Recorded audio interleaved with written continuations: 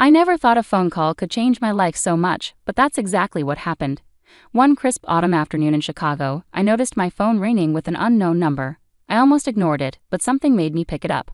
When I answered, I recognized the voice immediately, even though it had been years. "Samantha, it's Isabella," she said, sounding both formal and something else I couldn't quite figure out. "Isabella," I replied, trying to keep calm. "What's going on?" Isabella, my sister who I hadn't spoken to in years, was calling to tell me our grandmother had died. The news itself was shocking, but the way she said it made me feel like there was more to it. "I just wanted to let you know," she said with a hint of mockery. "I'm sure you're busy with your modest life." I could almost hear her smirking through the phone. Her words hurt, but I tried not to show it. "Thank you for telling me. I'll make plans to come." Her words not only hurt, but also brought back many memories. Growing up, Isabella was always the favorite. She had our father's approval and seemed to get everything easily. I, on the other hand, was often overlooked, no matter how hard I tried. Isabella and I hadn't spoken much in years. After she had stolen my fiancé, David, from me, I cut ties with her and the rest of my family. It wasn't just about the betrayal, it was about the unfair treatment I had always felt.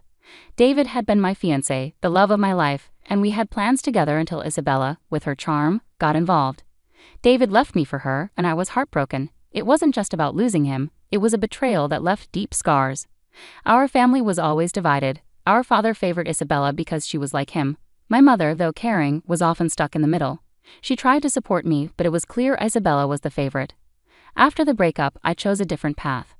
I left my job as a school administrator to focus on raising my daughter, Lily. My husband, John, was a supportive tech executive who loved me for who I was. We had a cozy home in the suburbs and a life full of love. Lily, our 6-year-old daughter, loved drawing and even had a popular YouTube channel where she shared her artwork. Despite the happiness in my personal life, Isabella's call brought back a flood of old emotions. The idea of going back to the family home for the funeral made me nervous. I hadn't been there in years, and the memories were mixed. Our grandmother had always been kind and supportive. Her death marked the end of an era, and Isabella's call felt like I was being pulled back into a world I had tried to leave behind. I spent the next few days getting ready for the trip. The thought of seeing Isabella again filled me with a mix of dread and anticipation. It wasn't just about the funeral, it was about facing the family issues that had shaped so much of my life. I couldn't shake the feeling that Isabella's call had more to it than just the news of our grandmother's death. On the day of the funeral, I stood in front of the old family home. It looked exactly the same, yet different. It was like the walls held the echoes of our childhood, the laughter, the fights, the dreams, and the disappointments. Inside, the atmosphere was heavy with grief and memories. I saw familiar faces, some sad and others with hidden motives. As I moved through the crowd, I saw Isabella, her eyes scanning the room with practiced indifference. She was surrounded by people who seemed to hang on her every word, her charm still strong. I watched her with unease. Despite the years and distance, it felt like we were still in the same old struggle. Isabella's presence was a stark reminder of the family dynamics that had always been part of my life. During the ceremony, as the eulogies were being delivered, Isabella managed to corner me. "Samantha," she said with a smile that didn't reach her eyes, "it's been a while." I forced a smile and replied, "Yes, it has. How have you been?" "Oh, she replied, her voice dripping with fake sweetness. "Life has been interesting." I could sense the undertone in her words, the same old rivalry that had never really gone away. Looking at her, I realized this reunion wasn't just about mourning our grandmother, it was about facing the past, the betrayals, and the choices that shaped our lives. Little did I know this encounter would lead to revelations that would challenge everything I thought I knew about my sister and our family. The days leading up to the funeral were tense and filled with unresolved emotions. I tried to focus on my family, John, Lily, and our daily routines, but I couldn't ignore the upcoming reunion with Isabella and the family I had distanced myself from. The familiar, painful echoes of the past were all too real. On the day of the funeral, the air was thick with grief and unresolved emotions. The family home was filled with relatives and friends, all paying their respects. The house, with its worn charm, seemed to watch over us like an old friend holding secrets. The walls felt heavy with the weight of past arguments, laughter, and hidden truths. As I entered the living room, I felt Isabella's eyes on me, her presence as imposing as ever. Her polished exterior masked the deep-seated rivalry that had always existed between us. She soon approached me again, her smile more genuine but still carrying an edge. "I've been meaning to catch up," Isabella said, her voice curious. "It's been a while since we've had a chance to talk." I forced a smile, trying to keep my emotions in check. "Yes, it has. How have things been for you?" "Oh, Isabella replied with a wave of her hand. "Busy, but good. I'm sure you've heard from the family about how things have been for me. I nodded, though I wasn't sure what she meant. The last I heard, Isabella was living a luxurious life in Los Angeles. The stories I heard painted a picture of success and perfection, but I knew better than to believe them completely. During the wake, Isabella flaunted her perceived success. She talked about her life in Los Angeles, her upscale lifestyle, and her supposed achievements. It was as though she was trying to outshine everyone to prove her life was better than mine.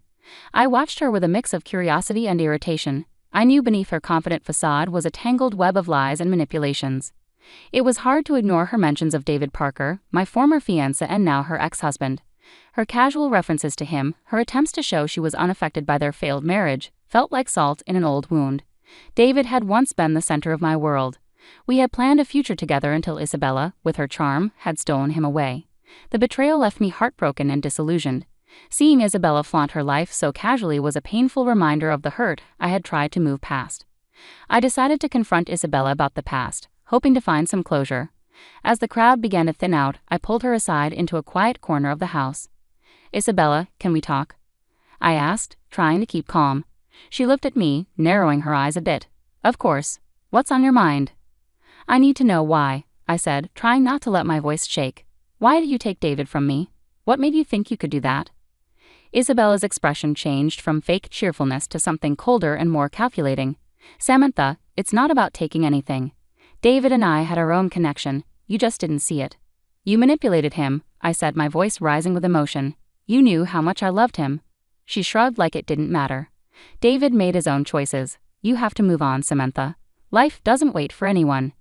Her dismissive attitude made me furious. "You never understood it, did you? It wasn't just about David. It was about how you always got everything while I struggled." Isabella's face hardened. "Don't blame me for your problems. We all have our battles. Maybe if you had been more assertive, things would have been different." Her words hurt, reopening old wounds. I wanted to lash out but took a deep breath to stay composed. "This isn't just about David. It's about our family and how things have always been against me." Before Isabella could respond, some distant relatives arrived and I had to step away, leaving the confrontation unresolved. The rest of the evening was a blur of faces and condolences, but my mind was stuck on the past and the issues with Isabella. The next day, as the funeral ended, I felt both relieved and worried. The family problems were still there, and I knew there was more to uncover. Isabella's perfect life was starting to crack, and I was determined to find out the truth. I left the funeral with a heavy heart but a new sense of purpose. There was more to the story, and I was ready to face it. The confrontation had set the stage for deeper revelations, and I was ready to uncover the lies and deceptions that had shaped our lives. In the days after the funeral, everything felt strangely calm. I kept replaying my confrontation with Isabella, trying to make sense of it. The family issues were still unresolved. My mother's apology was nice, but it didn't fix the years of problems.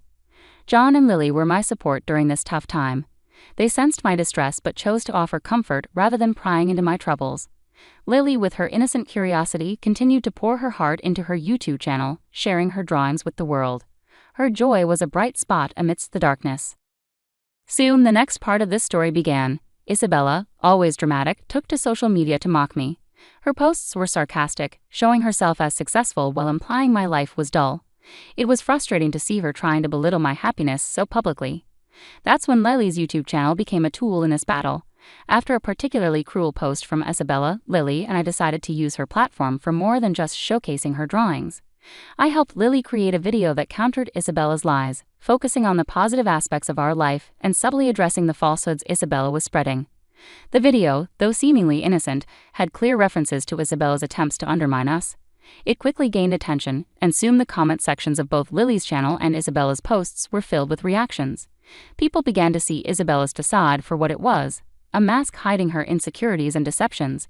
As the video went viral, Isabella's reputation started to crumble. The backlash on social media was quick and harsh. Comments pointed out the inconsistencies in her stories and questioned her integrity. The spotlight she had crafted was now exposing her vulnerabilities. Meanwhile, Isabella's personal life began to fall apart too. David, struggling with the public fallout from our confrontation and the negative attention on his and Isabella's failed marriage, made a significant mistake at work. This led to his dismissal from his job as a software engineer. The pressure was too much for him, and he fell into a deep spiral of self-doubt. Unable to cope with the financial and emotional strain, Isabella made a drastic decision. She filed for divorce, cutting the last ties with David. Their son James, caught in this turmoil, was placed into a care facility because of Isabella's unstable situation, a stark contrast to the privileged life she once flaunted. The family dynamics were changing fast. My mother, who had always favored Isabella, approached me with a heartfelt apology for the past. She admitted that her favoritism towards Isabella was a mistake and acknowledged the hurt it caused. "I'm sorry for everything, Samantha," she said, her eyes filled with regret. "We should have treated you better. I see now how much pain we caused." I appreciated her words, but the scars of the past were not easily healed. I chose to keep a distant but cordial relationship with her, focusing on what truly mattered: my family's happiness and well-being. Amid these revelations, John and I decided to take a break from the chaos. We planned a joyful outing to an amusement park, a chance for Lily to enjoy herself and for us to reconnect as a family. It was a reminder of the simple joys and the love we shared. The trip was everything we needed, a day filled with laughter and bonding. It reinforced the strength of our family and highlighted the content life we had built together. It was a much-needed break from the drama and reminded me of the importance of moving forward with love and support. As we enjoyed the day, I realized that while the past had its shadows, the future held the promise of light. With Isabella's downfall and the family's apologies, I felt a sense of closure. The journey was far from over, but for now I could focus on cherishing the present and looking forward to a brighter future. The weeks after our trip to the amusement park brought a profound sense of calm. My life, once shaken by family discord, was finding its balance again. As I looked around at my little family, I realized how much we had grown through all the trials. Isabella's downfall was a hard lesson, but it was a reminder of the destructive power of envy and manipulation. Her failed attempts to belittle my life had only served to bring her own downfall into the spotlight. The divorce, the loss of her son to a care facility, and her diminishing reputation were harsh consequences of her choices. David, once a part of my life and now a figure of past regrets, faced his own challenges. His dismissal from his job left him struggling to find his footing. Yet despite everything, I felt detached from him. My focus had shifted entirely to my own family and the life we had worked so hard to build. John and I continued to nurture our relationship, finding strength in each other. Our daughter, Lily, thrived in her creative endeavors. Her YouTube channel remained a beacon of joy and positivity, helping to distract from the negativity that had surrounded us. Watching her grow and flourish was a constant reminder of what really mattered. One day I received a letter from my mother. In it she expressed her sorrow for the way things had unfolded and asked for forgiveness. Her apology was heartfelt, but I knew that mending our relationship would take time. I responded with kindness, acknowledging her regret while emphasizing the importance of moving forward. Our family dynamics had been permanently altered, but the experience had also brought clarity. My parents' favoritism towards Isabella and the subsequent fallout had taught me invaluable lessons about resilience and forgiveness. Healing from these wounds required more than just time. It required understanding and a willingness to let go of past grievances. In the quiet moments of reflection, I understood that the pain of the past had forged a stronger bond within my own family. John, Lily, and I were more connected than ever, and our shared experiences had deepened our appreciation for one another. We found solace in our daily routines and the small moments that brought us joy. As summer turned to fall, I began planning a new project, one that would honor the lessons learned and the family we had become. I started a community initiative focused on helping families navigate conflicts and build stronger relationships. It was a way to turn my experiences into something positive, offering support and guidance to others who might be facing similar challenges. Looking back, I saw how far we had come from those turbulent days. The confrontation at our grandmother's funeral, the subsequent revelations, and the social media battles had all led to a profound transformation. Isabella's story was a cautionary tale, but it was also a testament to my own resolve and the importance of moving forward with love. As I closed the final chapter of the story, I felt a sense of closure. The journey had been hard but also enlightening. The road ahead was filled with promise, and I was ready to embrace it with an open heart.